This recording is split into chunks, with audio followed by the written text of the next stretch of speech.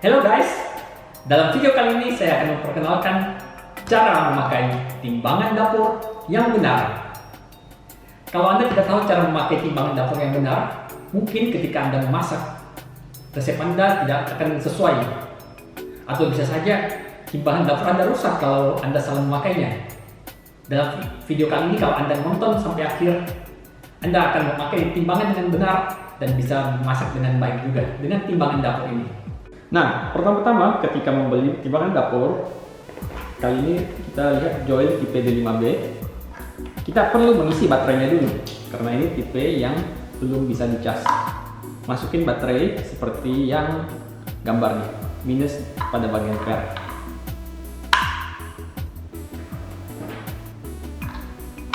Nah, begini. Ketika itu akan nyala.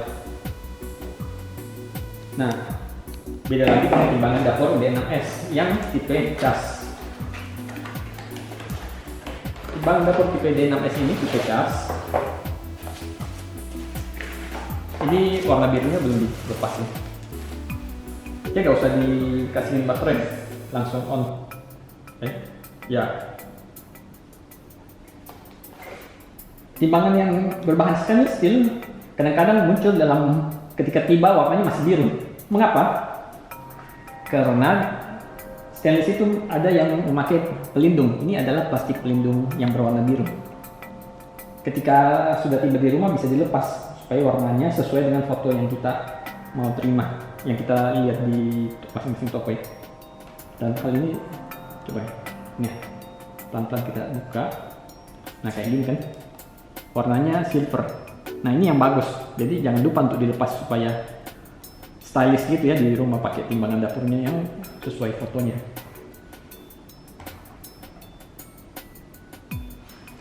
Untuk peletakan timbangan dapur perlu dipastikan bahwa pada bagian permukaannya benar-benar datar dan mulus.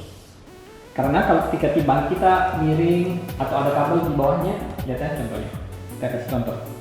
Ketika timbangannya ada kabel begini di bawahnya. Nah, lihat ya. Ini yang harusnya di sini dia cuma ukur 9 gram, padahal sebenarnya 23 gram. Jadi kalau kayak gini tidak bisa. Ataupun kalau pas di sela-sela gini, hasilnya pasti tidak sesuai juga. Coba ya. Ya, untuk saat ini sih masih bisa 23. Cuma kadang-kadang ya intinya pastikan dia datar sehingga hasilnya lebih akurat. Timbangan dapur ada 3 tombol pada timbangan dapur pada umumnya, yaitu tombol on off, tombol tarik, tombol unit untuk mengganti satuan. Nah, untuk menyalakan sudah pasti tekan tombol on. Tombol on. Sorry, itu kali aja. Tombol on. Tombol ini tombol sentuh sih, jadi nggak usah dipencet tapi disentuh aja. Nah, tombol untuk mengganti satuan biasanya tertulis tombol unit. Kita ganti satuannya. Nah, ini dia. Hati-hati kalau memasak. Gunakan satuan gram. Karena pada dasarnya resep-resep di Indonesia itu menggunakan satuan gram. Di dalam sini tertulis G. Nah, kita coba ganti satuan di sini. Ini kan diulang-ulang pencet sampai G atau gram. Sekarang kita beralih ke tombol tarik. Apa fungsi tombol tarik? Ini sangat memakai tombol tarik. Tombol tarik itu fungsinya seperti begini ya. Kita taruh mangkok ini, angkanya 128. Padahal kita mau menghitung misalnya tepung terigu cuma 500 gram. Nah, kita kurangi 128 jadi 0 dulu dengan tombol tarik.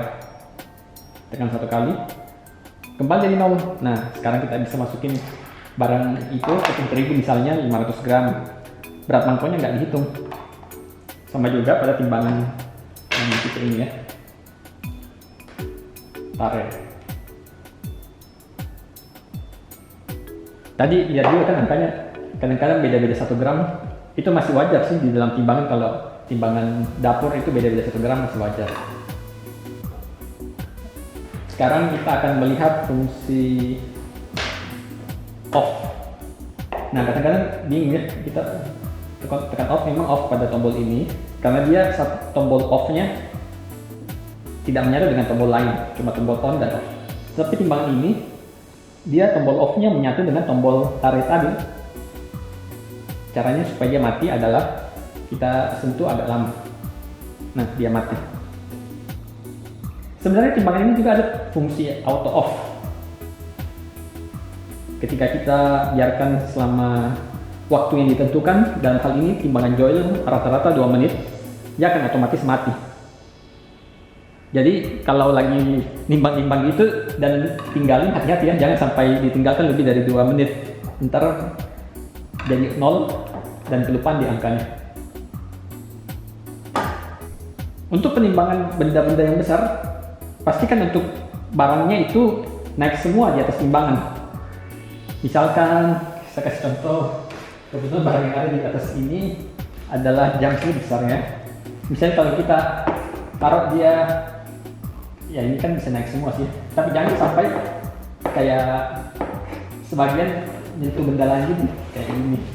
Nah, hasilnya beda pasti. Pastikan dia naik semua di atas timbangan dan tidak menyentuh benda lain. Misalkan timbangannya tidak bisa muat untuk benda-benda lain, bisa taruh mangkok atau apapun itu yang pas ukurannya, dikasih tarik, baru kita naikkan. Nah, ini dia lebih akurat. Ini contohnya 562 ya aslinya. Tadi waktu kita kasih gini, nah lihat, sorry, sudah tarik. Tarik. Kita lihat. Ya, hampir sama sih ya. Ya, waktu semuanya masih naik. Cuman kalau kayak ini ya hasilnya sudah beda karena tidak muat. Tapi kalau kita pakai mangkok, kita naikin di mangkok, tarik dulu, naikin di mangkok, ya 561, 562 sekarang. Udah benar berarti. Ketika kita pakai mangkok, semuanya bisa muat. Nah, begitu pemakaiannya, jangan sampai lewat. Atau misalkan apa lagi? Nah, intinya itu aja sih. Jangan sampai benda yang kita timbang itu kena benda lain atau masih kena di meja. Kita memilih timbangan dapur sesuai dengan kebutuhan kita.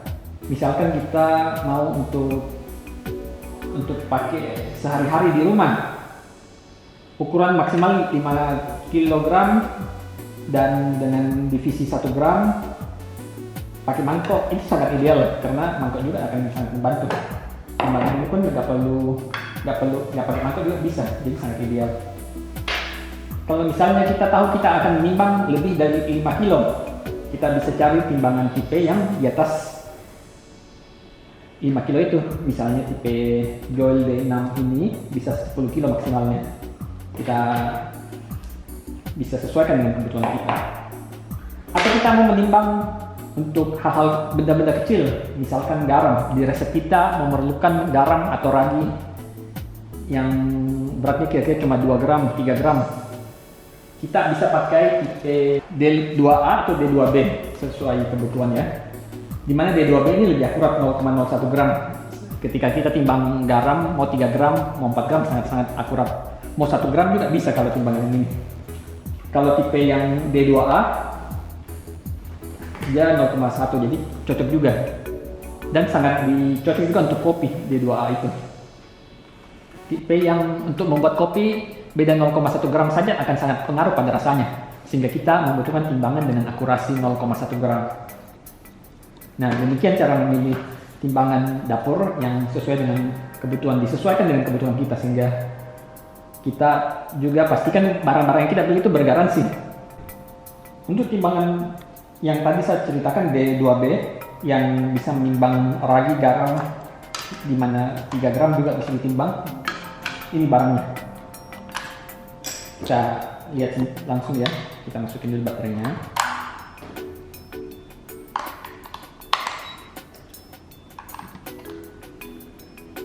Nah, ini taruh dulu.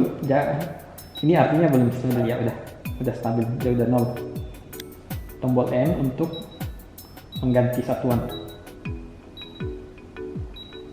gram itu yang G. Dia ada 2 angka di belakang koma sehingga sangat-sangat akurat. Tapi cuma kapasitas maksimal setengah kilo. Jadi kalau untuk kebutuhan sehari-hari sangat tidak disarankan, karena kalau mau nimbang kan biasanya di atas setengah kilo. Nah, kita bisa pakai wadah yang tersedia ini. Kita naikkan, kita tekan tali dulu, tombol T. Kita naikkan garam, ragi, dia akan sangat akurat.